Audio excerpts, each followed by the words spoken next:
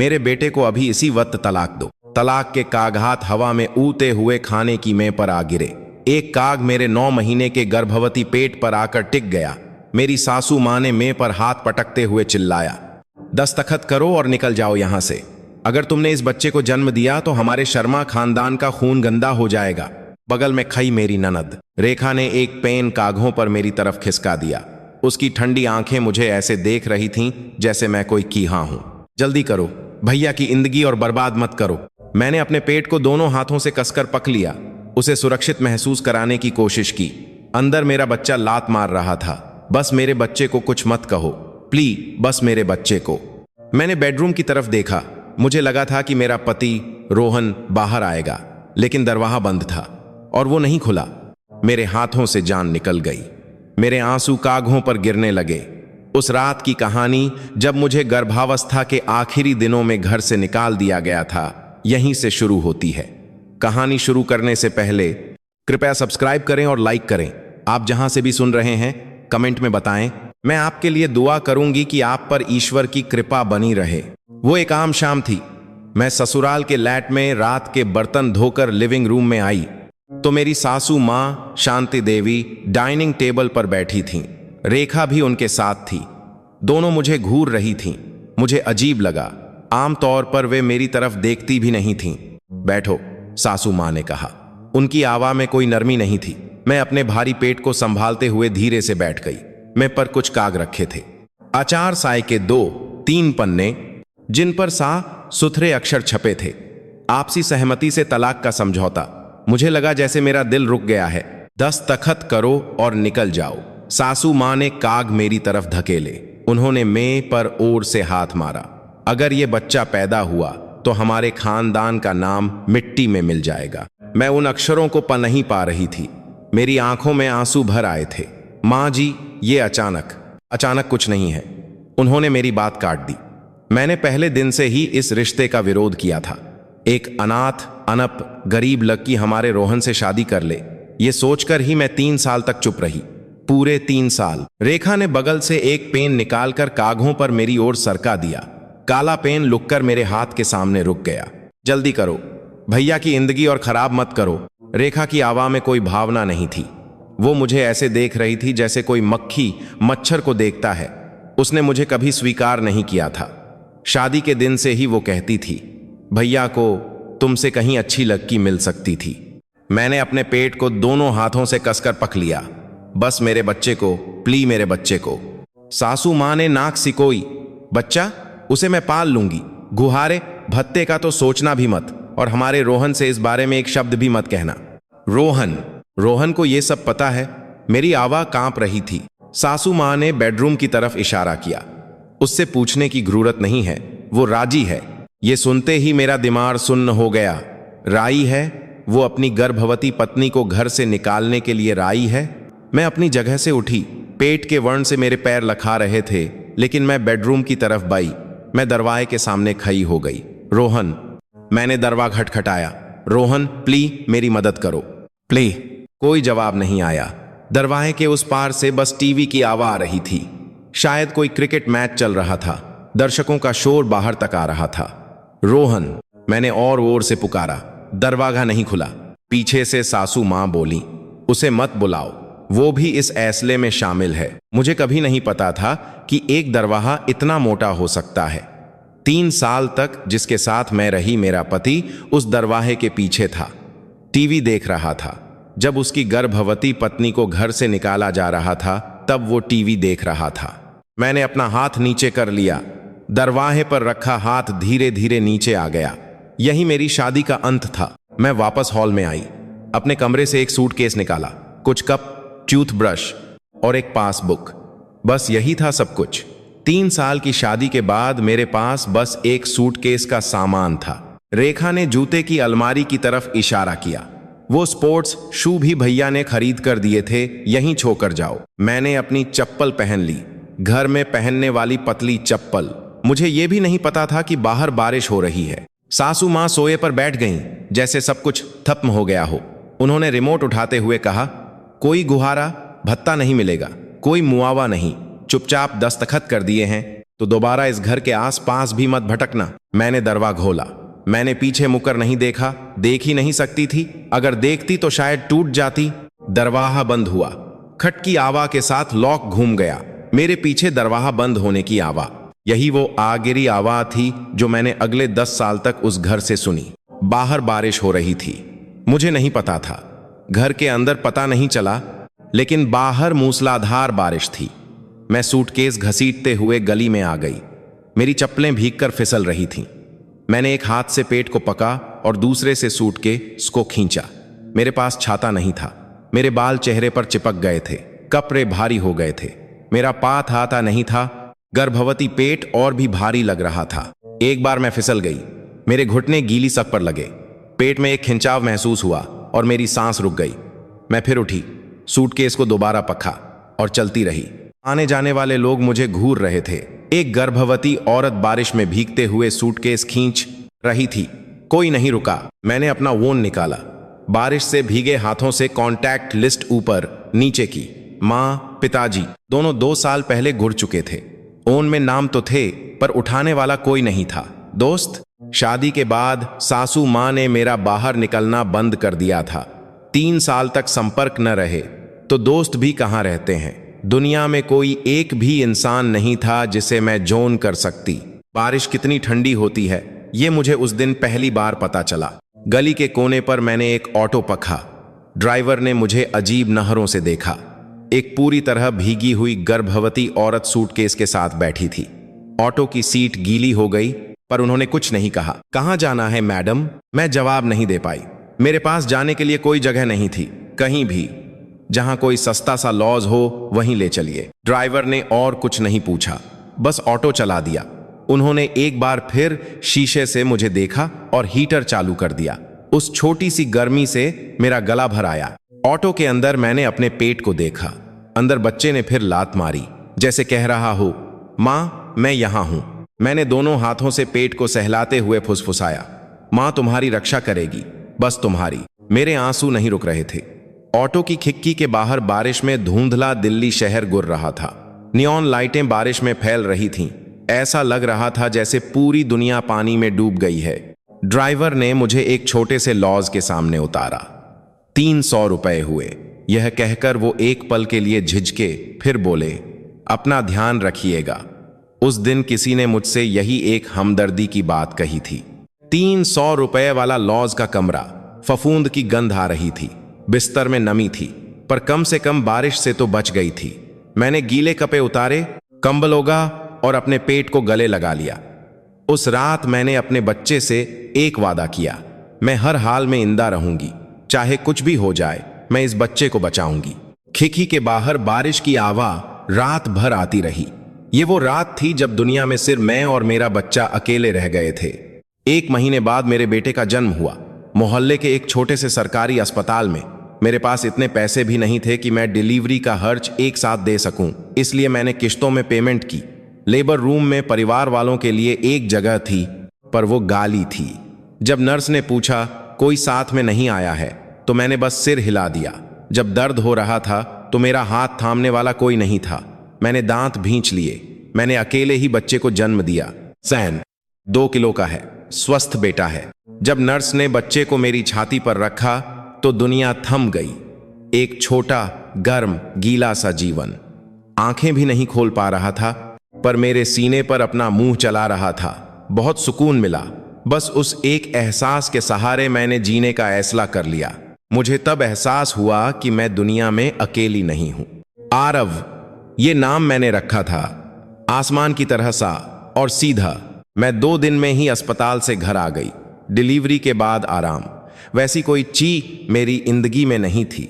Discharge होने के 2 हफ्ते बाद ही मैंने काम शुरू कर दिया, बच्चे को पीठ पर लाद कर। जब आरव 2 साल का था, मैं सुबह 4 बजे उठती, बच्चे को शॉल में पीठ पर बांधकर एक ढाबे पर जाती।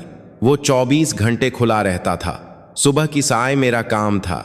धर्ष पोंछना, टेबल साफ करना, टॉयलेट साफ करना। जब बच्चा पीठ पर रोता तो उसे उतार कर चुप कराती और फिर से लाद कर काम करती। ढाबे के मालिक ने 2 हफ्ते बाद कहा, बच्चे को लेकर मत आया करो, ग्राहकों को दीत होती है। उस शाम मैंने दूसरा काम ढूंढा। वहां से भी निकाल दी गई। फिर और जगह ढूंढी। वहां से भी निकाल दी गई। 1 साल में मैंने 7 ढाबे बदले। बच्चे को रखने के लिए कोई जगह नहीं थी। क्रेच की वेटिंग लिस्ट 6 महीने लंबी थी और आया का गर्च मेरी तनवाह से यादा था। आखिरकार मैं सुबह बच्चे को पीठ पर लाद कर काम पर जाती और दिन में उसे दिल्ली की एक तंग गली के एक कमरे वाले घर में सुलाकर फैक्ट्री का छोटा मोटा काम करती। मैं हर 10 मिनट में देखती थी कि कहीं वो जागकर रो तो नहीं रहा। ऐसे ही मैंने एक एक दिन गुजारा। मेरे हाथ फट गए थे, रोहाना डिटर्जेंट और ठंडे पानी में डूबे रहते थे। सर्दियों में हाथों की चमही फटकर ऊन निकलने लगता था। मैं बैंड एड लगाकर रबर के दस्ताने पहनकर फिर से बर्तन धोती। मेरी कमर भी उसी दौरान झुकने लगी। बच्चे को पीठ पर लादना, बर्तन उठाना, मेरी कमर जवाब दे रही थी। अस्पताल जाने के पैसे नहीं थे। मैं दर्द की बाम लगाकर काम करती रहती। जब आरव 6 साल का हुआ तो उसका स्कूल में पहला दिन था। बड़ी मुश्किल से एक सरकारी स्कूल में एडमिशन मिला था। सुबह मैं आरव का हाथ पककर स्कूल तक गई। नया बस्ता खरीदने के पैसे नहीं थे तो पोस्ट से मिला एक पुराना बस्ता धोकर उसे दिया था। आरव बहुत खुश था। माँ, ये बस्ता अच्छा है, इस पर डायनासोर बना है। स्कूल के गेट पर आरव ने मेरी तरफ देखा। माँ, हाँ बेटा, पापा कहाँ हैं? मैं रुक गई। मुझे पता था कि यह सवाल आएगा। स्कूल में वो दूसरे बच्चों से उनके पापा के बारे में सुनेगा, लेकिन जब बच्चे के मुंह से ये शब्द निकले तो मेरी सांस अटक गई। पापा, पापा बहुत दूर रहते हैं, मैं बस यही कह सकी। आरव ने सिर तिरछा किया। बहुत दूर मतलब कहाँ? मैं जवाब नहीं दे सकी, बस मुस्कुरा दी। बच्चे ने और कुछ नहीं पूछा। वो स्कूल के अंदर भाग गया। जैसे ही मैं मुही, मैंने अपने होंठ काट लिए। मुझे पता था कि यह सवाल आएगा, पर सुनकर दिल टूट गया। मैं गली की दीवार के सहारे काजी देर खजी रही। मैं रोई नहीं। अगर रोती तो शायद रुक ही नहीं पाती। जब आरव 8 साल का था, स्कूल का एनुअल डे था। हॉल में सारे माता पिता बैठे थे, ज्यादातर पति पत्नी साथ थे। पापा कैमरा लेकर फोटो खींच रहे थे। माँ बच्चे के कपड़े ठीक कर रही थी। हंसते हुए चेहरे, एमिली फोटो खींचते लोग। मैं अकेली थी, मेरे पास कैमरा भी नहीं था। मैंने अपने ओन से आरव की फोटो खींची। आरव ने यूनिफॉर्म पहनी थी जो थोकी बबी थी, क्योंकि वो भी किसी से मांग कर ली थी। अंशन तम होने के बाद आरव दौड़कर मेरे पास आया। उसने मेरा हाथ कसकर पक लिया। उसने चारों तरफ देखा, जहां दूसरे पापा अपने बच्चों का हाथ पककर जा रहे थे। आरव ने मेरी तरफ देखा और कहा, मेरे लिए सिर आप ही काजी हो। माँ, 8 साल के बच्चे ने यह बात कही, मुस्कुराते हुए। उस बच्चे ने यह कहने से पहले कितनी बार अकेले में सोचा होगा। स्कूल में कितनी बार किसी ने उससे पूछा होगा, तुम्हारे पापा कहाँ हैं? मैंने उसे कसकर गले लगा लिया। मैं स्कूल के हॉल में बच्चे को गले लगाए कागी देर खई रही। मैं रोई नहीं। 10 साल तक मैं रोई नहीं थी। अगर रोती तो शायद रुक ही नहीं पाती। जब आरव 8 साल का हुआ तो मुझे मोहल्ले में एक कम्युनिटी सेंटर के बारे में पता चला। एक पुरानी बिल्डिंग की दूसरी मंजिल पर बोर्ड भी छोटा सा था, उजाला कम्युनिटी सेंटर। वहां लिखा था कि स्कूल के बाद बच्चों की देखभाल और फुटबॉल कोचिंग मुफ्त है। जब मैं काम पर होती तो आरव को सुरक्षित रखने की यही एक जगह थी। उसे एक 50 साल की महिला चलाती थी, जिन्हें सब मैनेजर मैडम कहते थे। जब मैं पहली बार आरव को लेकर गई तो उन्होंने मुझे काजी देर तक देखा और फिर कहा, आप चिंता मत कीजिए, हम आरव का अच्छे से ध्यान रखेंगे। उस एक बात से मेरी आंखों में आंसू आ गए। सालों बाद किसी ने मुझसे कहा था, चिंता मत कीजिए। आरव ने फुटबॉल क्लास ज्वाइन कर ली। जिस बच्चे ने कभी बॉल को छुआ नहीं था, वो 2 हफ्ते में ड्रिबलिंग करने लगा। 1 महीने में वो सेंटर का सबसे अच्छा खिलाड़ी बन गया। मैनेजर मैडम ने मुझे ओन किया। आरव की माँ, आरव फुटबॉल बहुत अच्छा खेलता है, उसकी आंखों में एक अलग ही चमक होती है। यह सुनकर मैं काम से लौटते वक्त मुस्कुराई। बहुत दिनों बाद मुझे लगा था कि पूरी दुनिया ने मुझसे मुंह मोह लिया है, लेकिन वो छोटा सा सेंटर हमारे साथ था। वहां ऐसे लोग थे जो आरव को फुटबॉल सिखाते, उसे नाश्ता देते और कहते, बहुत अच्छा खेले। मेरे लिए वो सेंटर एक वरदान था। आरव को फुटबॉल खेलना पसंद था। जब वो खेलता तो शायद भूल जाता था कि उसके पापा नहीं हैं और वो एक तंग गली के एक कमरे में रहता है। ऐसे ही 10 साल बीत गए। मैं 39 साल की हो गई। मैं दिल्ली के एक बड़े रेस्टोरेंट की किचन में बर्तन धो रही थी। दिन में 8 घंटे, कभी कभी 10 घंटे। गर्म पानी में हाथ डुबोना, भारी बर्तन उठाना, भर्श सा करना। मेरे हाथ फटे हुए थे। हाथों पर जलने के 2-3 निशान थे। कमर थोड़ी झुक गई थी। 10 साल पहले से यादा बाल झड़ चुके थे और चेहरे पर झाइयां आ गई थीं। लेकिन मेरी आंखों में चमक थी। मैं हारी नहीं थी।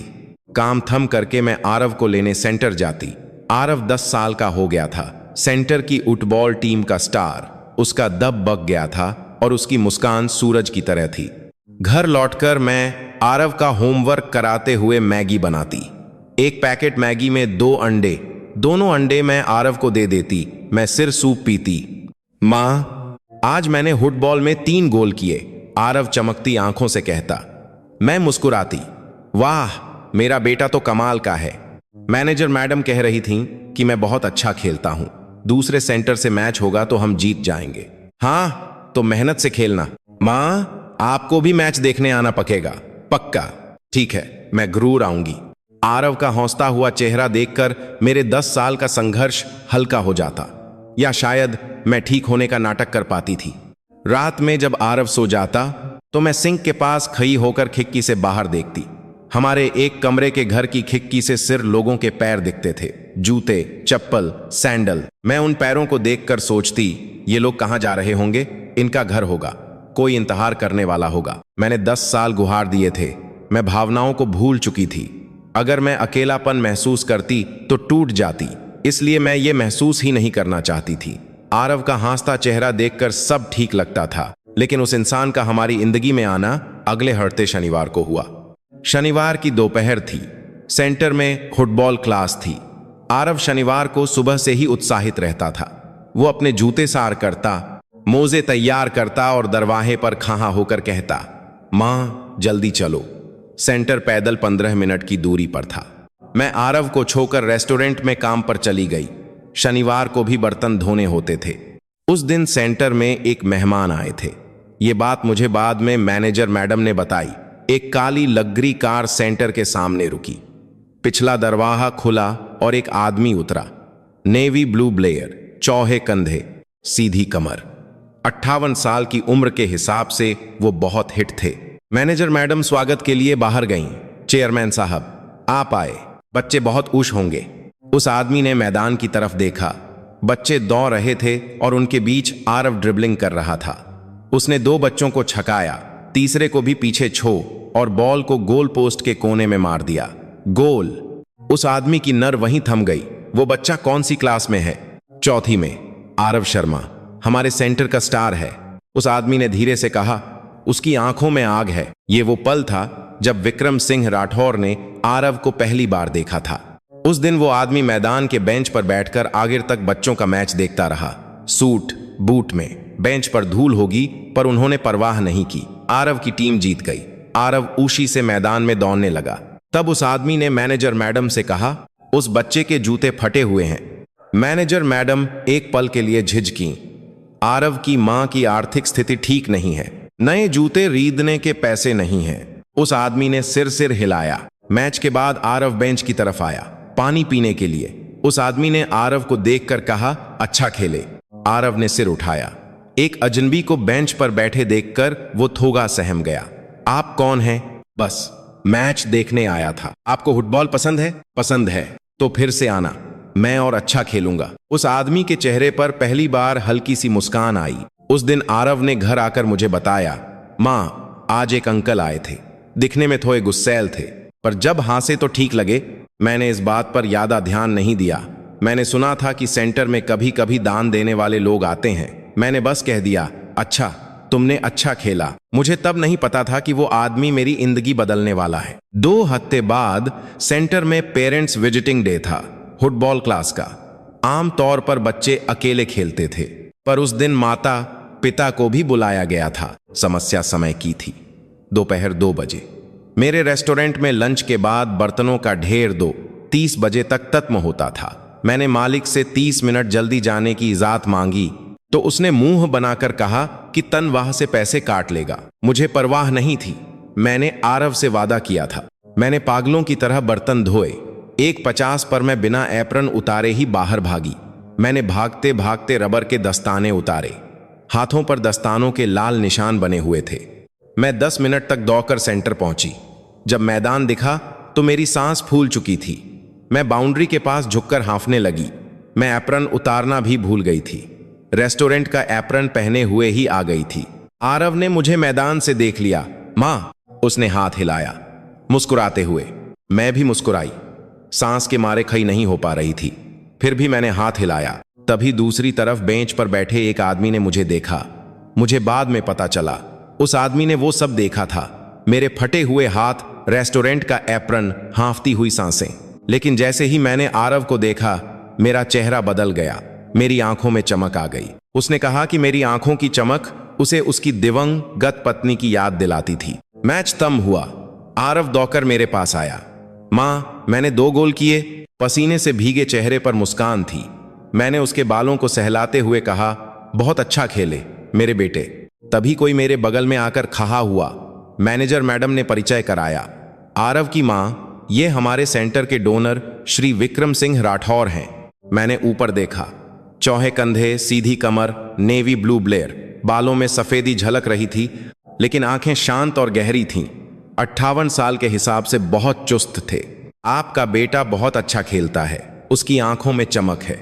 उनकी आवाज़ भारी और शांत थी। वो कम बोलते थे। मैंने सिर झुकाकर कहा, शुक्रिया। सेंटर में आप लोग इसका बहुत ध्यान रखते हैं। मैं सतर्क हो गई थी। चेयरमैन साहब, ऐसा आदमी इस छोटे से सेंटर में क्या कर रहा है? वो आरव की तारीफ क्यों कर रहा है? 10 साल की जिंदगी ने मुझे सिखाया था कि अच्छी बातों के पीछे कोई ना कोई मतलब होता है। एक अजीब सी खामोशी छा गई। आरव ने उसे कहा, ये अंकल पिछली बार भी आए थे, इन्हें फुटबॉल पसंद है। आरव के भोलेपन से माहौल हल्का हो गया। मैनेजर मैडम हौस पईं और उस आदमी के होंठों पर भी हल्की सी मुस्कान आ गई। मैं भी झिझकते हुए मुस्कुराई। लेकिन सबसे खास बात यह थी कि जब वो आरव को देखते तो उनकी आंखें नरम हो जाती थीं। उनका सख्त चेहरा पिघल जाता था। मैं जानती थी कि यह नाटक नहीं है। 10 साल तक लोगों के चेहरे पते पते में असली और नकली में घर करना सीख गई थी। फिर भी मैं सतर्क रही। विजिटिंग डे तम होने के बाद मैं आरव के साथ घर जा रही थी। पीछे से मैनेजर मैडम ने आवाज लगाई, आरव की माँ, 1 मिनट रुकिए। मैंने मुंह कर देखा तो वो एक काग का थैला लेकर दौड़ती हुई आ रही थीं। ये सेंटर की तरफ से बच्चों के लिए स्पोर्ट्स किट है। इसमें आरव के साए का सामान है। मैंने थैला लेकर खोला। नए फुटबॉल शू, नाइकी के, और 2 जोही मोजे। ऐसी भी कोई स्कीम थी? जी, इसी साल से शुरू हुई है। मैनेजर मैडम मुस्कुराई। वो 5 ईज में थीं, पर लग रहा था कि कुछ छिपा रही हैं। आरव ने जूते निकाले। उसकी आंखें फैल गईं। माँ, ये तो बहुत अच्छे वाले हैं, नाइकी के। हमारे क्लास के सबसे अमीर लड़के राहुल के पास ऐसे ही हैं। आरव नए जूते पककर उछलने लगा। ये देखकर मेरी आंखें भर आईं। जो मैं उसे नहीं दे सकी, वो किसी और ने दे दिया था। मैं आभारी थी, पर साथ ही शर्मिंदा भी। मुझे तब नहीं पता था कि वो जूते किसने खरीदे थे। नए जूते पहनकर दौड़ते आरव को देखकर मैंने सोचा कि दुनिया में अब भी अच्छे लोग हैं। कुछ दिन बाद जिस रेस्टोरेंट में मैं काम करती थी, वहां लंच के लिए एक वीआईपी बुकिंग हुई। मैं किचन में बर्तन धो रही थी, तभी हॉल का एक कर्मचारी अंदर आया। यार, आज कोई बहुत बड़ा आदमी आया है। उसका सेक्रेटरी पहले आकर सब चेक कर रहा था। मैंने ध्यान नहीं दिया। वीआईपी आते तो मेरे लिए सिर काम बढ़ जाता था। बर्तन धोते धोते मैंने किचन के दरवाजे से हॉल में झांका। मैं रुक गई। नेवी ब्लू ब्लेयर, चौहे कंधे, बालों में सफेदी। सेंटर में मिले वही आदमी थे। वो यहाँ क्या कर रहे हैं? मेरा दिल ओर से धक्का। मुझे कारण नहीं पता था। वो सिर्फ एक ग्राहक के तौर पर आए होंगे। दिल्ली में इतने रेस्टोरेंट हैं, यहाँ आना मह एक इत्तेफाक हो सकता है। खाना तम होने के बाद वो जाते जाते किचन की तरफ एक पल के लिए देखे। हमारी आंखें मिलीं, बस 1 या 2 सेकंड के लिए। उन्होंने हल्का सा सिर हिलाया और चले गए। न उन्होंने मुझसे बात की, न पहचानने का कोई इशारा किया। बस एक बार सिर हिलाया। मैं अकेली घबरा गई। मेरा दिल क्यों धक रहा था मुझे नहीं पता।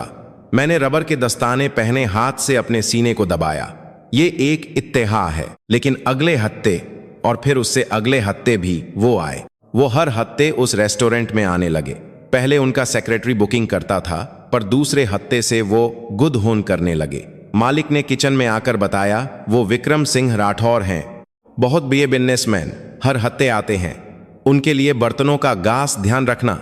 मेरे लिए बर्तनों से ज्यादा ध्यान देने वाली बात कुछ और थी। जब भी वो आते मेरा दिल धकता था। तीसरे हफ्ते एक अजीब बात हुई। खाना तिम होने के बाद उन्होंने मालिक से पूछा, यहाँ के कर्मचारियों को ठीक से खाना मिलता है? मालिक ने हैरानी से कहा, जब भी होती है तो कभी कभी नहीं खा पाते, कहते हैं। ये सुनकर उन्होंने अपनी भौहें सिकोली। अगले हफ्ते उन्होंने खाने का एक और ऑर्डर दिया, सेक्रेटरी से नहीं, गुड, ये किचन में भेज दो, स्टाफ के लिए। हॉल का कर्मचारी वो खाना किचन में ले आया। हम लोग आमतौर पर बचा हुआ खाना खाते थे, लेकिन आज मेहमानों वाला पूरा खाना आया था। किचन की बाकी औरतें हैरान रह गईं। अरे वाह, ये कहां से आया? वो वीआईपी गेस्ट ने स्टाफ के लिए मंगवाया है। सबने उशी उशी खाया, मैंने भी खाया। मेरे पेट में एक गर्माहट महसूस हुई। ये सिलसिला 3-4 हफ्ते तक चला। हर हफ्ते किचन में एक पूरा खाना आता। मालिक ने मुझे बताया, वो चेयरमैन साहब हर बार स्टाफ के लिए भी खाना ऑर्डर करते हैं। भाई अजीब आदमी है। ये पूरे स्टाफ के लिए था, सिर्फ मेरे लिए नहीं। पर मेरा ध्यान बार बार उनकी तरफ जा रहा था। उसी दौरान वो सेंटर भी अक्सर आने लगे। मैनेजर मैडम ने बताया, राठौर साहब आजकल अक्सर आते हैं, बच्चों को वो बहुत पसंद है। मैंने आरव से पूछा, वो अंकल फिर आए थे? हाँ, आज उन्होंने हमारे साथ फुटबॉल भी खेला। फुटबॉल? उन्होंने? हाँ, सूट की पैंट पर स्पोर्ट्स शू पहनकर। पर उन्हें खेलना बिल्कुल नहीं आता। आरव हंसने लगा। ड्रिबल करते करते उध ही गिर गए। सब बच्चे हंस रहे थे तो वो भी हंसने लगे। मैंने उन्हें सिखाया कि ऐसे करते हैं। वो ध्यान से सीख रहे थे। आरव ने उत्साहित होकर बताया। मैंने पूछा, अंकल आपको खेलना नहीं आता तो पसंद क्यों है? तो उन्होंने कहा, क्योंकि खेलना नहीं आता इसीलिए पसंद है, अगर आता तो महा नहीं आता। आरव हंसते हुए बोला, अंकल मजेदार हैं। एक दिन काम से लौटते वक्त मैंने सेंटर में वो नारा देखा। सूट की पैंट और स्पोर्ट्स शू पहने एक आदमी बच्चों के बीच अनाईपन से बॉल को किक मार रहा था। बच्चे हंसते हुए उसके चारों ओर दौड़ रहे थे। वो लक आए तो सब बच्चे हंस पहे और वो भी मुस्कुरा दिए। आरव उनके पास जाकर उन्हें सिखा रहा था। मैं दूर से बाउंड्री के बाहर खड़ी होकर ये सब देख रही थी। आरव एक बूढ़े आदमी के साथ बॉल खेलते हुए हंस रहा था। ये वो नारा था जो मैं उसे 10 साल में कभी नहीं दे पाई थी। मेरा दिल भर आया। मैंने सोचा था कि आरव को पापा के बिना कोई कमी नहीं होगी, मैं ही उसकी माँ और पापा बनूंगी। लेकिन एक बड़े आदमी के साथ खेलते हुए अपने बच्चे को देखकर मुझे एहसास हुआ कि कुछ कमी तो रह गई थी। मेरी आंखें नम हो गईं। मैंने मुंह कर आंसू पोंछे। जूतों का सच मुझे 2 हफ्ते बाद पता चला। मैं मैनेजर मैडम से बात कर रही थी और उन्होंने ललती से कह दिया, राठौर साहब आरव के जूतों का साइज पूछ रहे थे। 8 नंबर ही है ना? मैं रुक गई। वो जूते सेंटर की तरफ से नहीं थे? मैनेजर मैडम का चेहरा उतर गया। वो झिझकते हुए बोली, वो 7 मैं सब समझ गई। वो जूते सेंटर की तरफ से नहीं थे। उस आदमी ने खरीद कर मैनेजर मैडम के गृह भिजवाए थे और मैनेजर मैडम ने उसे सेंटर की स्कीम बताकर मुझे दे दिया था। मेरा मन उलझ गया। मैं आभारी थी। आरव उन जूतों को पाकर कितना खुश था, लेकिन साथ ही मैं फिर से सतर्क हो गई। वो हमारे लिए इतना क्यों कर रहे हैं? दुनिया में मुफ्त में कुछ नहीं मिलता। ये मैंने 10 साल में सीख लिया था। सेंटर से निकलते वक्त वो पार्किंग से निकल रहे थे। उन्होंने आरव से कहा, आज भी अच्छा खेले, और कार में बैठने लगे। चेयरमैन साहब 1 मिनट। मैंने उन्हें रोका। वो मुहे जूतों के लिए शुक्रिया। एक पल की आमोशी। उनके चेहरे पर कोई भाव नहीं बदला। लेकिन हम ये नहीं ले सकते। वो मैंने बच्चे को दिए हैं, उन्होंने धीरे से कहा, आपको नहीं, इसलिए आप बोझ मत समझिए। और वो मुंह गए। कार को जाते हुए देखकर मैंने सोचा, मुझे बोझ लग रहा था, पर मैं उनसे निगृत नहीं कर पा रही थी। जब वो आरव को देखते थे तो उनकी आंखों में सच्ची नरमी होती थी। निर्णायक घटना 1 महीने बाद हुई। स्कूल से ओन आया। क्या आप आरव शर्मा की मां बोल रही हैं? आरव की एक बच्चे से लाई हो गई है, आपको स्कूल आना होगा। मेरा दिल डूब गया। आरव ने कभी लहाई नहीं की थी। समस्या समय की थी। दोपहर 3 बजे। मैं रेस्टोरेंट में काम के बीच में थी। अगर मैं जाती तो नौकरी जा सकती थी। मैंने मैनेजर मैडम को गोन किया। मैंने उन्हें सब बताया। मैडम, मैं काम नहीं छोड़ सकती, क्या आप मेरी जगह? मैडम एक पल के लिए रुकी, फिर बोली, मैं चेयरमैन साहब से पूछती हूं। क्या? आजकल वो आरव के बारे में अक्सर पूछते हैं। शायद। नहीं, मैंने ओन काट दिया। कोई रिश्ता नहीं है। कोई बाहरी आदमी स्कूल कैसे जा सकता है? ओन कटने के 5 मिनट बाद मेरे ओन पर एक अनजाने नंबर से कॉल आई। प्रिया जी, ये उसी आदमी की आवाज थी, भारी और शांत। मैंने मैनेजर से सुना, आरव के स्कूल में किसी को जाना है। जी, पर अगर आप काम छोड़ेंगी तो दिक्कत होगी। मेरे पास समय है, मैं चला जाऊंगा। ओन कट गया। मेरे जवाब देने से पहले ही मुझे बाद में आरव से सब पता चला। वो आदमी स्कूल गया, सूट पहने, अपनी काली लग्री कार में। टीचर ने उन्हें ऑफिस में बुलाया। आरव की लड़ाई इसलिए हुई थी क्योंकि एक लड़के ने उसे चाहा था, तेरे पास तो पापा ही नहीं है। आरव ने बर्दाश्त नहीं किया और उसे मार दिया। टीचर ने पूछा, आप आरव के पिता हैं? कहते हैं। वो आदमी एक पल के लिए रुका और फिर कहा, जी। आरव ऑफिस के बाहर बैठा था, उसने दरवाजे से ये सुन लिया था। उस शाम आरव ने घर आकर कहा, मैगी खाते खाते उसने चम्मच रोका और काजी देर बाद बोला, वो अंकल बुरे आदमी नहीं हैं। क्यों? टीचर ने पूछा कि वो मेरे पापा हैं क्या, तो उन्होंने हाँ कहा। एक पल रुककर, मुझे नहीं पता उन्होंने ऐसा क्यों कहा, पर वो बुरे आदमी नहीं हैं। ये सुनकर मेरा दिल टूट गया। 10 साल तक मैं पापा दूर रहते हैं कहकर टालती रही। स्कूल में, मोहल्ले में उसने कितनी बार ये सवाल सुना होगा, और एक अजनबी आदमी ने स्कूल में आकर टीचर से कह दिया, मैं पिता हूं। और उस एक बात से आरव ने ऐसला कर लिया कि वो बुरे आदमी नहीं है। 10 साल के बच्चे के लिए पिता शब्द का क्या मतलब होता है, ये मुझे उस दिन समझ आया। उस हफ्ते रविवार को उस आदमी का ओन आया, आरव के साथ तीनों कहीं टहलने चलते हैं, साथ में खाना भी खा लेंगे। मैं मना करने वाली थी, पर आरव ने सुन लिया और पूछा, कहां? फुटबॉल वाले अंकल के साथ। आखिरकार हम चले गए दिल्ली के एक पार्क में। अक्टूबर का महीना था, हवा में हल्की ठंडक थी। आरव आगे आगे दौड़ रहा था, पत्थर उठाकर पानी में फेंक रहा था। एक आम रविवार की शाम, मैं और वो आदमी साथ साथ चल रहे थे, आमोशी से। कागी देर चलने के बाद मैं रुक गई। आप मेरे लिए ये सब क्यों कर रहे हैं? ये शब्द मेरे मुंह से बस निकल गए। उस आदमी ने मेरी तरफ देखा। मैं एक रेस्टोरेंट में बर्तन धोने वाली औरत हूं। मेरी आवाज कांप रही थी, मेरे हाथ फटे हुए हैं, मेरे पास पैसे नहीं हैं। मैं एक तलाकशुदा औरत हूं जिसके साथ एक बच्चा है। एक बार शुरू हुई तो मैं रुक नहीं पाई। मैं एक कमरे के घर में रहती हूं, बच्चे के स्कूल के अंगन में अकेली जाती हूं। मैं उसे एक जोड़ी जूते भी खरीद कर नहीं दे सकती। आप मेरे लिए। मेरी बात अधूरी रह गई, मेरा गला भर आया था। उस आदमी ने कुछ देर कुछ नहीं कहा। हवा चल रही थी, दूर से आरव के पत्थर फेंकने की आवाज आ रही थी। फिर वो बोले, मैं भी अकेला हूं 5 साल से। वो मुझे नहीं, नदी को देख रहे थे। पैसे तो हैं, पर साथ में खाना खाने वाला कोई नहीं है। सुबह उठता हूं तो आली में होती है, शाम को घर लौटता हूं तो आली कमरा। वो एक पल रुके, फिर पहली बार उन्होंने सीधे मेरी आंखों में देखा। आरव को देखकर अच्छा लगता है, और तुम्हें देखकर चिंता होती है कि खाना खाया या नहीं। इसलिए नहीं कि तुम में कोई कमी है, बस इसीलिए क्योंकि तुम अच्छी लगती हो। हवा के सिवा कोई आवाज नहीं थी। 10 साल बाद किसी ने मुझसे कहा था कि मैं अच्छी लगती हूं। मेरे आंसू निकल आए। मैंने रोकने की कोशिश की, पर नहीं रोक पाई। 10 साल से नहीं रोई थी, पर उस एक बात पर मैं टूट गई। उस आदमी ने अनाईपन से मेरी पीठ थपथपाई। उनका हाथ बहा था, सख्त नहीं, बहुत नर्म, जैसे कोई नाहुक ची को छू रहा हो। रो लो, कोई बात नहीं। मैं और ओर से रोने लगी। पार्क में एक अजनबी आदमी के सामने मैं फूट फूट कर रोई। आरव ने पीछे मुड़ कर देखा। वो दौड़ कर आया, माँ आप क्यों रो रही हो? नहीं रो रही, हवा की वजह से। पर हवा तो नहीं चल रही। आरव ने सिर तिरछा किया। उस आदमी के होंठों पर मुस्कान आई। मैं भी आंसुओं के बीच मुस्कुरा दी। हम तीनों हंस पिए। सूरज ढल रहा था, उसकी नारंगी रोशनी पानी पर फैल रही थी। आरव हम दोनों के बीच दौड़ रहा था, और हवा ठंडी होने के बावजूद गर्म लग रही थी। 10 साल तक मैं नहीं रोई थी, उस आदमी के सामने रोई। शायद यही प्यार की शुरुआत थी। उसके बाद 3 महीने बीत गए। वो आदमी हर हफ्ते आता, रेस्टोरेंट में, सेंटर में, और हर रविवार हम तीनों मिलते। पार्क में घूमना, किसी ठेले पर चाट खाना, झूले के पास बेंच पर बैठना, कुछ भी बहा नहीं था। हम बस चलते, खाते और बात करते। वो कम बोलते थे।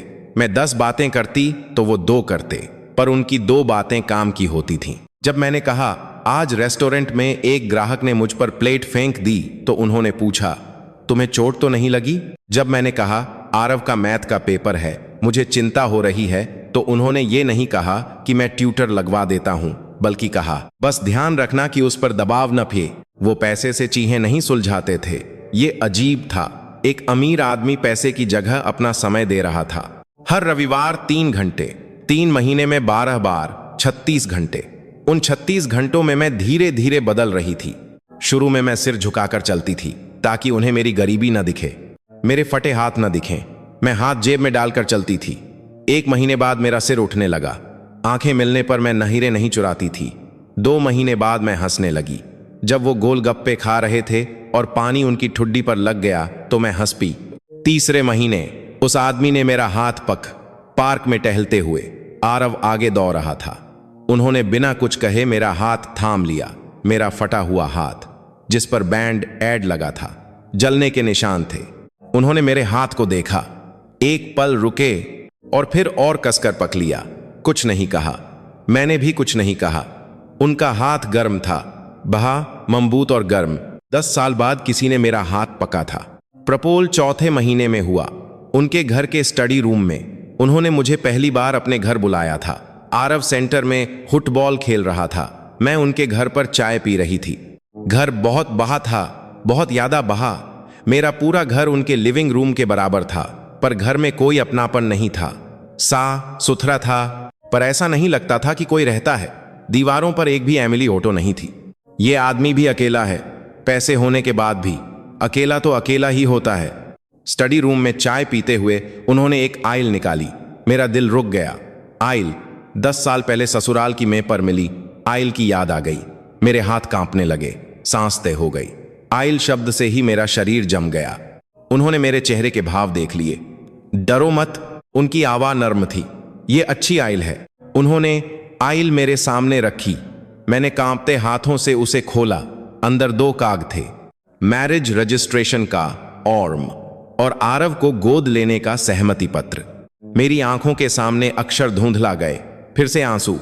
मैं ये सब इत्त के साथ करना चाहता हूं, वो बोले। तुम्हारा पति बनकर, आरव का पिता बनकर, कोई छिपकर मिलना झुलना नहीं। रजिस्ट्रेशन करेंगे, सबको बताएंगे, पूरे है के साथ। मैंने आइल को नीचे रख दिया। मेरे हाथ कांप रहे थे। आपके लोग क्या कहेंगे? लोग कुछ भी कहें, मुझे तुम चाहिए। और आरव, वो एक पल रुके। अब से तुम्हें कभी बारिश में भीगना नहीं पड़ेगा। ये सुनकर मेरी सांस रुक गई। बारिश 10 साल पहले, गर्भवती पेट के साथ मूसलाधार बारिश में मैं पैदल चली थी। चप्पलें भीग गई थीं, बाल चेहरे पर चिपक गए थे। बिना छाते के मुझे निकाल दिया गया था। इस आदमी को वो रात याद थी। मैंने कभी टहलते हुए उन्हें बताया था। 10 साल पहले भी मुझे एक आइल मिली थी, तब दुनिया उज गई थी। इस बार ऐसा लगा जैसे दुनिया खुल गई है। मैंने आरव को उस रात बताया, हमारे एक कमरे के घर में मैगी खाते हुए। आरव, हम्मम, माँ शादी करने की सोच रही है। आरव ने चम्मच रोक दिया। राठौर अंकल से? वो मुझे देखने लगा। उसके चेहरे पर क्या भाव थे मैं समझ नहीं पाई। वो हैरान भी था और सोच में भी। तो वो मेरे पापा बन जाएंगे? मेरा दिल घबरा गया। अगर तुम नहीं चाहोगे तो नहीं करूंगी। मेरे लिए तुम सबसे भूरी हो। यह सच था। अगर आरव मना करता तो मैं नहीं करती। मैंने 10 साल इस बच्चे के लिए गुजारे थे। मैं ऐसा कुछ नहीं कर सकती थी जो उसे पसंद ना हो। आरव ने कई देर सोचा। उसने एक चम्मच मैगी और खाई, फिर चम्मच नीचे रखा। वो अच्छे आदमी हैं। वो मेरे साथ फुटबॉल खेलते हैं, मेरे लिए स्कूल भी आए थे। वो एक पल रुका, पर वो थोड़े बूढ़े नहीं हैं। मेरा सारा तनाव एक पल में तम हो गया। मैं हंस पी। आरव भी हंसने लगा। सच में उनके बाल सफेद हैं, पर कोई बात नहीं। फुटबॉल अच्छा नहीं खेलते, पर दौड़ते थे। हैं, आरव मुस्कुराया। मैंने उसे कसकर गले लगा लिया। उस छोटे से कमरे में मैगी की महक के बीच मैंने अपने बच्चे को काफी देर गले लगाए रखा। 10 साल का बच्चा मुझसे ज्यादा बहादुर था। शादी बहुत साधारण थी। उन्होंने पूछा, कैसी शादी करना चाहती हो? मैंने कहा, छोटी सी, सिर जानने वाले लोग। मुझे बहे होटल या लहंगे की जरूरत नहीं थी। मेरे लिए शादी एक वादा था, दिखावा नहीं। हमने एक छोटा सा रेस्टोरेंट बुक किया। सिर्फ 15 मेहमान थे। रेस्टोरेंट के मेरे 3 साथी, सेंटर की मैनेजर मैडम, उनकी घरेलू सहायिका कमला बाई, उनका एक सेक्रेटरी और सेंटर के कुछ टीचर। मैंने हल्के गुलाबी रंग की साड़ी पहनी। उन्होंने कहा था कि साही मुझ पर सबसे अच्छी लगेगी। उन्होंने नेवी ब्लू सूट पहना था। वो हमेशा की तरह लग रहे थे, पर एक चीज अलग थी, उनका चेहरा। वो नर्वस थे। मैंने उन्हें पहली बार नर्वस देखा था। कोई पंडित नहीं था। हमने एक दूसरे से सिर्फ कुछ शब्द कहने का ऐसला किया। पहले उन्होंने कहा, अब से तुम्हें कभी बारिश में भीगना नहीं पड़ेगा। फिर वही बात, पर शादी के मंडप में इसका वर्ण अलग था। ये एक वादा बन गया था, तुम्हें कभी अकेले सूटकेस नहीं घसीटना पड़ेगा, कभी सुबह सुबह भागना नहीं पड़ेगा। मैं शायद बहुत अच्छा पति न बन पाऊं, पर हर रोज कोशिश जरूर करूंगा, छोटा और सच्चा। मेरी बारी आई। मुझे नहीं पता मैं ये सब कर पाऊंगी या नहीं। मेरी आवाज कांप रही थी। मेरे पास कुछ भी नहीं है, पर मैं आपके साथ बहुत उश रहना चाहती हूं। मैं और बोलना चाहती थी, पर मेरा गला भर आया। आरव हम दोनों के बीच खड़ा हो गया। उसने दोनों का हाथ पकड़ लिया। एक 10 साल का बच्चा 2 बहू का हाथ थामे खड़ा था। हमने तीनों ने साथ में एक फोटो खिंचवाई। मैनेजर मैडम रो रही थी, कमलाबाई रो रही थी। रेस्टोरेंट की मेरी साथी ने कहा, प्रिया, आखिरकार तुझे हंसते हुए देखा, और वो भी रोपी। मैंने शादी का जोआ नहीं, साजी पहनी थी। कोई धूमधाम नहीं थी, पर वो मेरी जिंदगी का सबसे खूबसूरत दिन था। शादी के बाद पहली सुबह मैंने आंखें खोली तो छत अलग थी। मेरे पुराने घर की सीलन वाली छत नहीं, एक ऊंची सा छत। पर्दों से धूप आ रही थी, गर्म कंबल, बहा बिस्तर। अब ये मेरा घर है। मैं उठकर किचन में गई तो वो पहले से ही वहां खचे थे, एप्रन पहने हुए। ये विक्रम सिंह राठौर हैं। आप क्या कर रहे हैं? एक पतीले में पोहा बन रहा था। बगल में एक प्लेट में ऑमलेट रखा था, जो आधा जल चुका था। मैं अच्छा नहीं बना पाता, उन्होंने झिझकते हुए कहा, पर मैं कोशिश करना चाहता था। उस जले हुए ऑमलेट को देखकर मेरी आंखें भर आईं। इस आदमी ने सुबह उठकर एप्रन पहनकर मेरे लिए नाश्ता बनाने की कोशिश की है। किसी ने मेरे लिए नाश्ता बनाया हो। यह 10 साल में पहली बार हुआ था, शायद जिंदगी में पहली बार। आरव किचन में आया, नींद में आंखें मलता हुआ। उसने जले हुए ऑमलेट को देखा और हैरान रह गया। अंकल नहीं, वो झिझका। उसे समझ नहीं आ रहा था कि उन्हें क्या कहकर बुलाए। उस आदमी ने कहा, जो मन करे वो बुलाओ, धीरे धीरे आदत हो जाएगी। आरव में पर बैठ गया। उसने एक चम्मच पोहा खाया, फिर ऑमलेट का वो हिस्सा खाया जो जला नहीं था, और धीरे से बोला, पापा। उस आदमी ने चम्मच रख दिया। वो एक पल के लिए जम गए, कुछ नहीं बोले। उनकी आंखें लाल हो गईं और उन्होंने मुंह फेर लिया। उन्होंने अपने होंठ भींच रखे थे। आरव ने उनकी जगह जवाब दिया, अगली बार ऑमलेट मत जलाना पापा। उस आदमी ने औंस कर कहा, ठीक है, पर उनकी आवाज में नमी थी। कमलाबाई किचन में आई, जले हुए ऑमलेट को देखकर बोली, साहब मुझे बना देने देते। आज मैं बनाना चाहता था, वो बोले। हम तीनों में पर बैठे। थोड़ा नमकीन पोहा, आधा जला हुआ ऑमलेट और गर्म चाय। एक अजीब पर बहुत प्यारी सुबह की पहली चाय। वो जला हुआ ऑमलेट दुनिया की सबसे स्वादिष्ट चीज। मैंने दुआ की कि ये उशी हमेशा बनी रहे, पर दुनिया इतनी आसानी से उशियां नहीं देती। ये उशी 2 महीने तक रही, शांति के 2 महीने। शादी के बाद मैंने रेस्टोरेंट की नौकरी छोड़ दी। आरव ने कहा था, माँ अब आप मेरे फुटबॉल मैच देखने आ सकती हो। उस एक बात पर मैंने एप्रन उतार दिया। नए घर में जिंदगी अजीब थी। सुबह ऊंची छत दिखती, खिड़की खोलने पर धूप आती। मेरे पुराने घर से सिर्फ लोगों के पैर दिखते थे, यहां से आसमान दिखता था।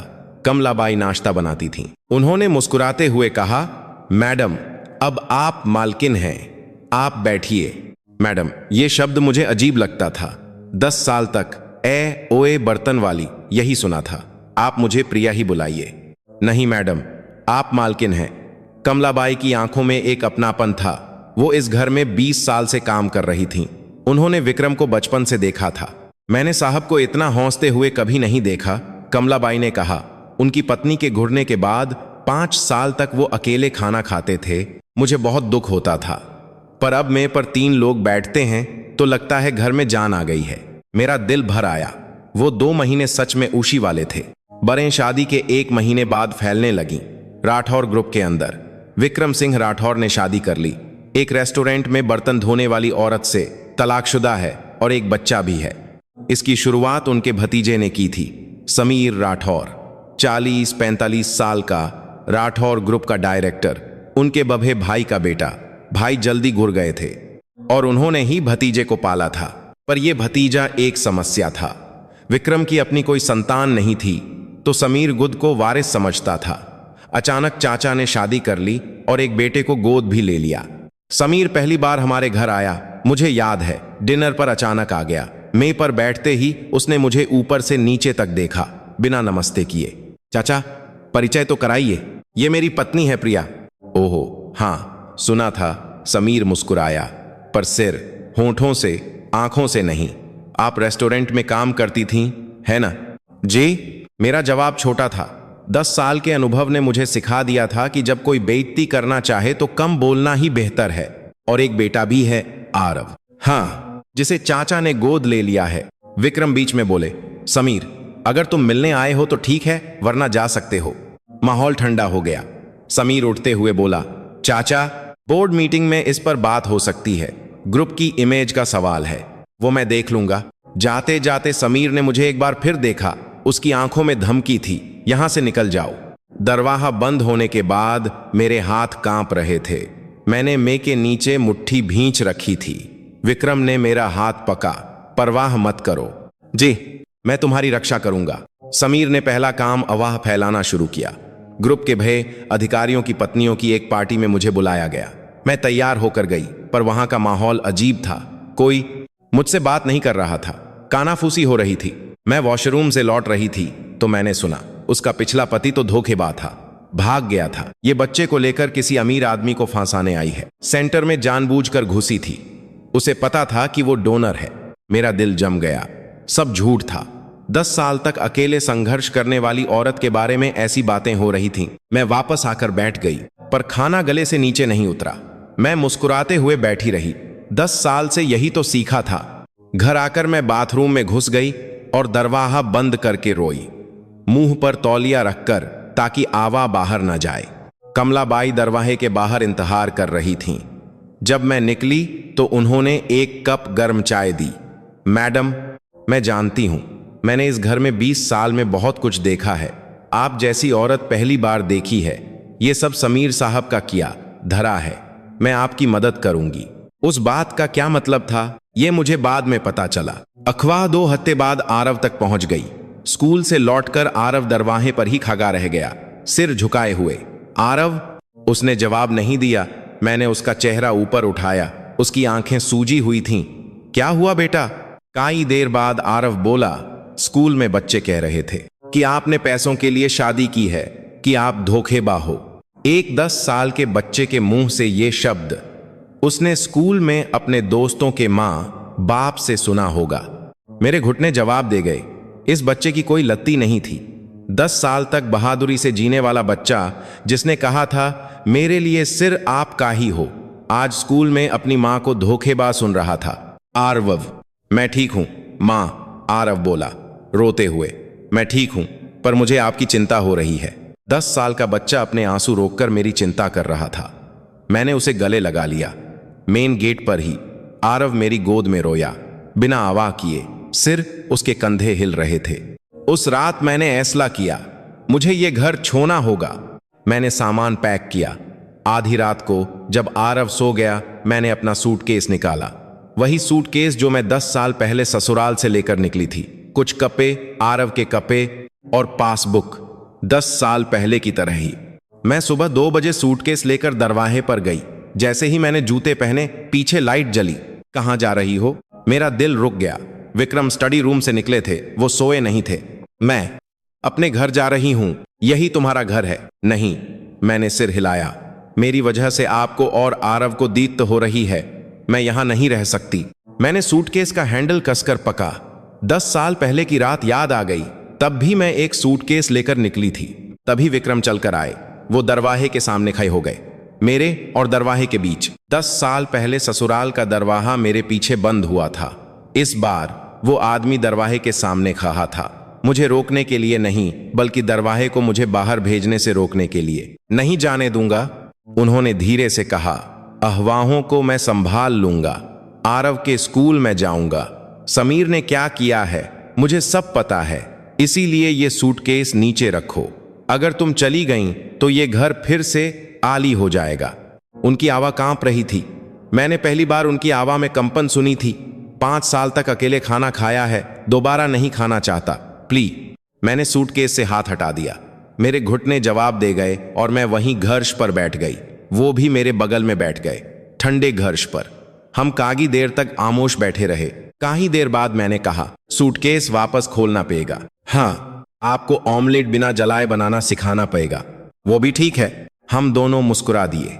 सुबह 2 बजे घर के दरवाजे के कर्श पर 10 साल पहले दरवाजा बंद हुआ था और कोई रोकने वाला नहीं था। इस बार वो आदमी दरवाजे के सामने खड़ा था। यही घर था, सब कुछ इसी में अलग था। उस सुबह के बाद मैंने सूटकेस वापस रख दिया और विक्रम बदल गए। अगली सुबह वो स्टडी रूम में ओन पर बात कर रहे थे। समीर की हर एक हरकत पर नजर रखो, किससे मिलता है, कहां जाता है, सब बताओ। बोर्ड मीटिंग से पहले सब खत्म करना है।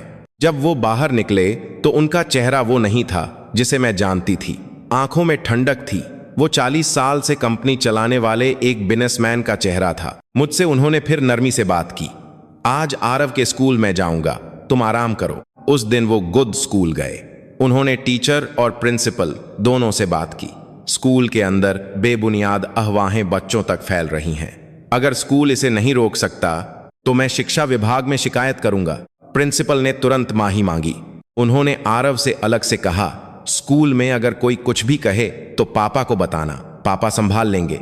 उस शाम आरव ने खाना खाते हुए कहा, पापा स्कूल आए थे। प्रिंसिपल 90 डिग्री झुककर बात कर रहे थे। मेरे दोस्त कह रहे थे, तेरे पापा तो कमाल के हैं। आरव मुस्कुराया। विक्रम ने उसके सिर पर हाथ फेरा और आमोशी से खाना खाते रहे। लेकिन असली लई कंपनी में चल रही थी। समीर ने मेरी पुरानी सासू मां शांति देवी को ढूंढ निकाला था। ये बात मुझे कमलाबाई की रिकॉर्डिंग से पता चली। समीर ने शांति देवी से मिलकर मेरे इलाहा झूठी गवाही इकट्ठी की थी। वो घर से पैसे चुराकर भागी थी। वो घुघारे भत्ते के लिए धमकी देती थी। वो मानसिक रूप से अस्थिर है। सब झूठ। समीर इस झूठे बयान को बोर्ड मीटिंग में पेश करने वाला था। लेकिन समीर एक बात नहीं जानता था। कमलाबाई, जो इस घर में 20 साल से थीं, जिस दिन मैंने बाथरूम में रोया था, उस दिन उन्होंने कहा था, मैं आपकी मदद करूंगी। वो गाली बात नहीं थी। कमलाबाई ने समीर की हर बातचीत को अपने ओन में रिकॉर्ड कर लिया था। जब वो सेक्रेटरी से बात कर रहा था, चाचा का तलाक करवा दो, वही सबसे अच्छा तरीका है। जब वो शांति देवी से बात करने के बाद रिपोर्ट कर रहा था, उस बुगिया को कुछ पैसे दे दिए हैं, वो बोर्ड मीटिंग में गवाही देगी।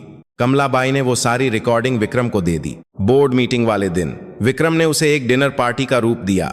मैं भी वहां थी, वही गुलाबी साजी पहने हुए। जब हम हॉल में घुसे तो सब हमें ही देख रहे थे। कानाफूसी हो रही थी, पर मुझे घर नहीं पा। समीर सामने बैठा था, आत्मविश्वास से भरा हुआ। डिनर शुरू होने पर विक्रम खड़े हुए। आज मैं कुछ बातें साम करना चाहता हूं। सबसे पहले मेरी पत्नी प्रिया से मिलिए। उन्होंने मुझे खा किया।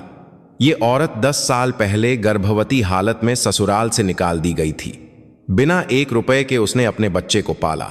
सुबह ढाबे में घर्ष पहुंचकर, दिन में रेस्टोरेंट में बर्तन धोकर इसने 10 साल गुहारे हैं। इसने किसी को नहीं फांसाया।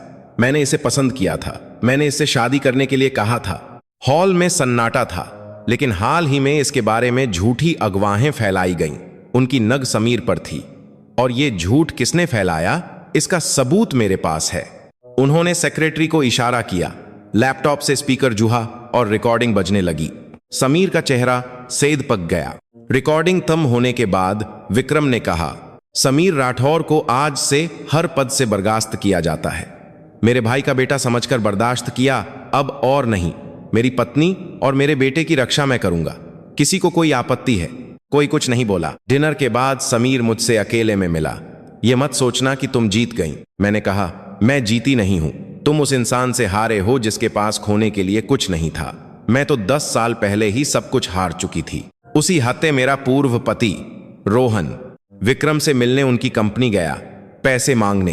वो कह रहा था कि उसका अपनी पूर्व पत्नी और बच्चे पर हाँ है।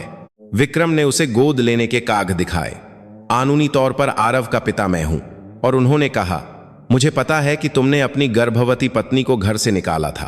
कहते हैं वो रोने लगा। ये सुनकर मुझे कुछ महसूस नहीं हुआ। 10 साल पहले मैं उसके नाम से ही कांप जाती थी, पर अब कुछ नहीं। बेचारा, मेरे मुंह से यही निकला। अगले हफ्ते मेरी पूर्व सासू माँ शांति देवी घर के बाहर आईं। वो बहुत बूढ़ी लग रही थीं। उन्होंने मुझे देखते ही कहा, प्रिया, 10 साल बाद मैंने अपना नाम सुना।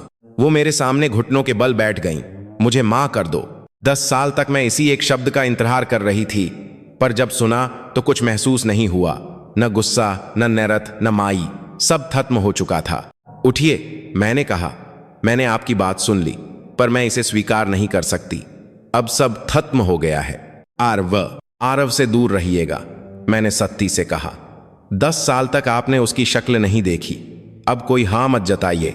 उसका एक पिता है। वो मुकर चली गईं। उनकी कमर झुकी हुई थी। मैंने दरवाजा बंद कर दिया। 10 साल पहले मैं दरवाजे के बाहर थी, आज मैं अंदर थी। 3 साल बाद सुबह 7 बजे किचन से पोहा बनने की खुशबू आ रही थी। विक्रम एप्रन पहने खजे थे, 61 साल के, बालों में सफेदी बाब गई थी, पर कंधे अब भी चौहे थे। उठ गईं। आरव ने कल पोहा खाने को कहा था। प्लेट में ऑमलेट रखा था, इस बार जला नहीं था। एक ऑमलेट ठीक से बनाने में उन्हें 3 साल लग गए। वाह, अच्छा बना है। बनेगा ही, 3 साल से बना रहा हूं, उन्होंने गर्व से कहा। आरव यूनियन में आया, 13 साल का। उसका दम मेरे कंधे से ऊपर निकल गया था। पापा, आज फुटबॉल मैच है, आओगे ना? पापा शब्द अब इस घर में हवा की तरह आम हो गया था। कितने बजे? 2 बजे। विक्रम ने तुरंत सेक्रेटरी को ऑन किया। 2 बजे के बाद के सारे अपॉइंटमेंट कैंसिल कर दो। आरव ने मुस्कुराते हुए ऑमलेट खाया। पापा, ऑमलेट अब बहुत अच्छा बनने लगा है। बनेगा ही, 3 साल से बना रहा हूं। मैं किचन के दरवाजे पर खड़ी होकर ये सब देख रही थी। मेरी आंखें भर आईं। दोपहर 2 बजे स्कूल का मैदान। आरव स्कूल की टीम से खेल रहा था, जर्सी नंबर 10। विक्रम दर्शकों के बीच चिल्लाकर उसका हौसला बढ़ा रहे थे। आरव, शॉट मार।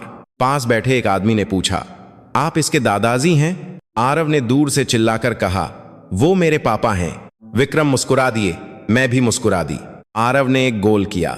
विक्रम उछल पे और फिर अपनी कमर पकड़ी। ठीक है? हाँ, ठीक हूं। 10 साल बीत गए थे। मैच के बाद आरव दौड़कर आया। पापा, देखा मेरा गोल? देखा। विक्रम ने उसके बाल सहलाए। अच्छा खेला, छोटा, सत और सच्चा। यही उनका तरीका था। ये एक आम सा मैच था, पर यह आम होना ही कितना बहातोहा है, ये मैं जानती हूं। रात के खाने की में हम 4 लोग थे। मैं, विक्रम, आरव और कमलाबाई। कमलाबाई अब सिर्फ घरेलू सहायिका नहीं, हमारे परिवार का हिस्सा हैं। आरव ने कहा, माँ, आज मेरे दोस्त ने पूछा कि पापा क्या करते हैं? तुमने क्या कहा? मैंने कहा, कंपनी में काम करते हैं। विक्रम मुस्कुराए। लत तो नहीं है, पर मैंने कहा कि पापा को फुटबॉल बिल्कुल नहीं आता, इसीलिए कंपनी में काम करते हैं। आरव हंसने लगा। हंसी की आवाज से कमरा गूंज गया। यही वो आवाज थी जिसका मैंने 10 साल पहले सपना देखा था। रात में जब सब सो गए, मैं शीशे के सामने खड़ी थी। 42 साल की। मुझे शीशे में 29 साल की मैं दिखाई दी। गर्भवती, बारिश में भीगती हुई, फटे हाथों से बर्तन धोती हुई। तब मैं सोचती थी कि मुझ में ही कमी है, इसीलिए मेरे साथ ऐसा हुआ। आज भी मेरे हाथ के निशान पूरी तरह नहीं गए थे, पर मेरी आंखों में चमक थी। मैं उस 29 साल की लड़की से कहना चाहती थी, सब ठीक हो जाएगा। बारिश में भीगती उस गली के कोने पर एक चौहे कंधे वाला आदमी तुम्हारा इंतजार कर रहा होगा। पीछे से किसी ने मुझे गले लगा लिया। विक्रम, क्या सोच रही हो? कुछ नहीं, बस उश हूं। रो रहा करो। जी, उश रहा करो। उस एक बात पर मेरे आंसू निकल आए। उश होने के लिए किसी योग्यता की जरूरत नहीं थी, बस वो कभी कभी देर से आती है। 13 साल पहले जब मुझे घर से निकाला गया था, मैंने सोचा था कि मैं दुनिया में अकेली हूं, पर मैं अकेली नहीं थी। मेरे पेट में मेरा बच्चा था। उस बच्चे ने मुझे इंदा रखा, और उस बच्चे की वजह से मैं उस आदमी से मिली जिसने दरवाजे के सामने खड़े होकर कहा था, नहीं जाने दूंगा। मैंने 10 साल इंतजार किया और दुनिया मुझे वापस मिल गई। जो भी इस कहानी को सुन रहा है, आप भी एक दिन जरूर खुश होंगे, क्योंकि आप इसके हकदार हैं, चाहे कोई कुछ भी कहे।